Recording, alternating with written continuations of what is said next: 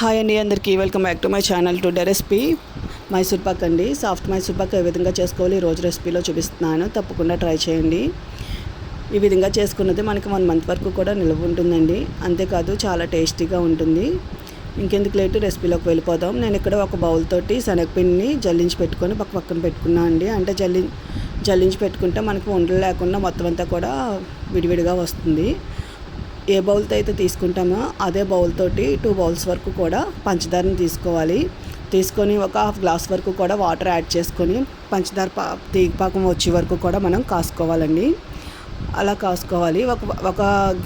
ఒక స్టవ్ మీద ఇలా పెట్టుకున్న తర్వాత వేరే స్టవ్లోని ఒక గిన్నెలోని ఒక 4 టేబుల్ స్పూన్స్ వరకు కూడా ఆయిల్ వేసుకొని ముందుగా జల్లించి పెట్టుకున్న శనగపిండిని అందులో వేసుకొని మొత్తం అంతా కూడా ఆ ఆయిల్ ఆ శనగపిండికి బాగా మిక్స్ అయ్యే వరకు కూడా మనం బాగా ఫ్రై చేసుకోవాలి. ఇదంతా కూడా సిమ్లోనే పెట్టుకొని చేసుకోవాలి. మాడకూడదండి. మాడిందంటే మళ్ళీ టేస్ట్ అది మారిపోతుంది. అలాగా పంచదార కరిగి మనకు తీగపాకం వచ్చే వరకు కూడా చూసుకోవాలి. అలా చూసుకున్న తర్వాత ఒక పళ్ళానికి ఆయిల్ స్ప్రెడ్ చేసుకుని పక్కన పెట్టుకున్న తర్వాత ఈ శనగపిండికి ఎక్కడ కూడా ఉండలు లేకుండా చూసుకోవాలి. అలా చూసుకొని ఒక పక్కన పెట్టుకున్న తర్వాత ఒక మూకుడులోని దేంతో అయితే మనం తీసుకున్నామో శనగపిండిని అదే దాంతో మనం ఆయిల్ కూడా వేసుకొని బాగా హీట్ చేసుకోవాలి. హీట్ చేసుకున్న తర్వాత తీగపాకం వచ్చింది కదండి. తీగపాకం వచ్చిన తర్వాత ఆ శనగపిండిని అందులో వేసుకొని మొత్తం అంతా కూడా బాగా మిక్స్ చేసుకోవాలండి. మనం బాగా మిక్స్ చేసుకుంటేనే అది ఎక్కడ కూడా అడుగు మాడకుండా బాగా వస్తుందండి. ఇదంతా కూడా మనం తక్కువలోనే పెట్టుకోవాలి. గ్యాస్ స్టవ్ అనేది సిమ్లో పెట్టుకొని చేసుకోవాలి. అలా పెట్టుకున్న తర్వాత చూసారు కదా ఎలాగా మరుగుతుందో అలాగా అవి వచ్చి మొత్తం అంతా కూడా మనకి ఈ గిన్నెకి అంటుకోకుండా మనకి సపరేట్ అయ్యే వరకు కూడా మనం అలా కలుపుతూనే ఉండాలండి.